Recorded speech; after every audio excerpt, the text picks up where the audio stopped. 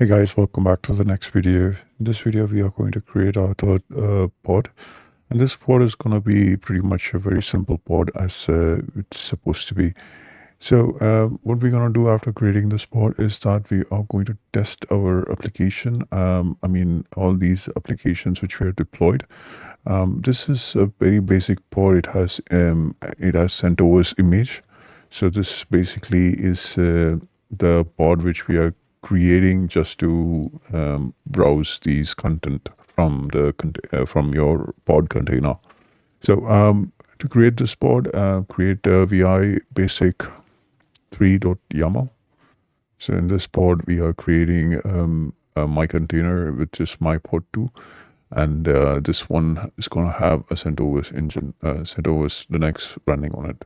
Do remember that this pod will fail to run. So I'll show you around. So how actually there is a problem here. So we'll talk about it. kubectl apply -f, and then basic 3.yaml. So now the pod is created. So just gonna do get pod. So now you can see that this pod is started and it says in a new state called completed state. Now what has happened is like your pod has run and it has completed running. So which means that there is nothing for it to perform. So we just created an operating system and then there was no command which was given for it to run. So it ran and then just it said like, okay, yeah, completed, because you didn't give any command for me to run on the operating system. When you compare this same thing with the Tomcat or the HTTP, which is created on other pods, they had a purpose of running. For example, the HTTP comes with a command which is going to be running continuously. For example, I'll show you. If you go to the var log container, you will see that these nodes, well, not here, so here, sorry. So let's see first where exactly what is running. So worker 2. So this one over here. So this is just restarting because it has no command to run. So ignore this right now because we have not given any command for it to run in the background. If you remember, we had such situation where we give a command and that command was running with a sleep of 8,000, if you remember in the command line video, which we have seen. So I think a worker 1 is a perfect container to look at. So let's just go to var log container. So here in the worker 1, we had this Tomcat pod, which Tomcat container and HTTP container. You see that 2 different log files are there. So if you go to this log file over here, you can see that there is a reason for it to run. So you can see that this is the reason. So httpd foreground. So there's a command which is running, which lets the pod to be available all the time. In terms of your Tomcat, you can see Tomcat is started with this directory. I'm just looking for a command. So you can see that the Tomcat is started over here. So the Catalina server started with this 226 milliseconds. So you can see that the Tomcat service is started.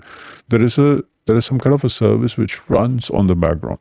But when you check the logs for this one, var log container, so because this one is running here in the worker 2, if you see the log for this particular container, my container pod 2, that's what it is.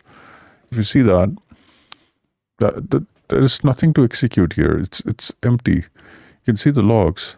It's empty. This it's a script. It keeps crashing. So if you go to the actual log of this container, this is my pod 2, right? So if you go to the actual log location, you can see that there is nothing here. There's no command for me to run. It was pretty much plain. So it's like install the operating system and you didn't do anything else. So as part of the operating system. So you need to ensure that we have a command for it to run so that it can actually work on that command, or exactly let it sleep.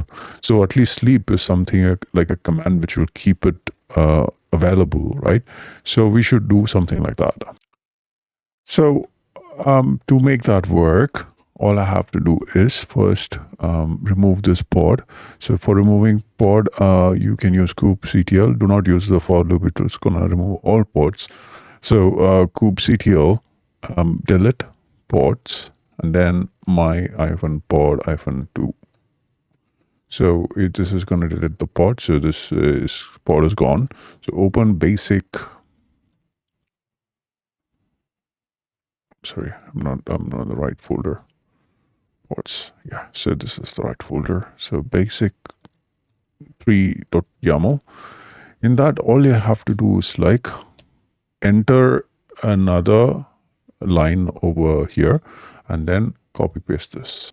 Okay, so this is something I've already made part of your document, so you don't really have to worry about copy pasting this particular item because it's already there as part of your document. So all you have to do is like just put this one. So now basically what it does is like it sleeps for 2000 seconds. So that's enough for us to get in and get out. So now what I'm going to do is like I'm going to run this pod again. So I'm going to search for the command apply, and then I'm creating this pod. Now I'm just going to create, I'm going to search for it so you can see that it's creating. Now the status has changed to running. So previously it was completed, right? Because it has completed its work and then it kept on restarting it because it doesn't know what to do. It has to make sure that this pod is available. So it keeps on restarting it because there is nothing for it to execute. But now it has to sleep for 2000 seconds. So that's a command it's running right now. So to see that, so you use this kubectl get exec -it pod name and the container name if you want to give, but doesn't need any more because it's only one container runs here, bash.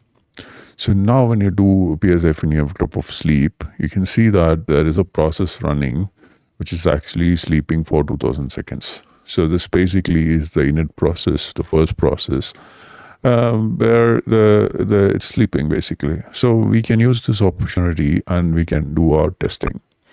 So let's just do a curl command. So we know the IP address is over here. So we can browse this one. This guy has both Tomcat and HTTP. So let's just browse HTTP // then :8080. See if it works. Yes, Tomcat is coming in over here, as you can see. You can browse without this, whatever I want. This is something which we edited. And then I can use the other IP address as well, which is running in the first pod in Nginx. So HTTP // IP address, and you can see the Nginx welcome page. Welcome to Nginx. So likewise, now your pod is running fine. Just that you should know about these troubleshooting. Also, you need to know where is the log and how the logs are located and how to troubleshoot it in case of a problem. To delete this pod, you have another way as well. So you can use kubectl delete -f basic 3.yaml. So this is another way to delete the pod. So it gets the details from here. It does not just delete the pod. So whatever the kind of resources you're using, it will also delete those. So that's pretty much what I wanted to tell you over here on this video. So use the for loop to remove all the containers from existence, and then we can proceed with the next one. Thank you again for watching this video. I'll see you on the next one.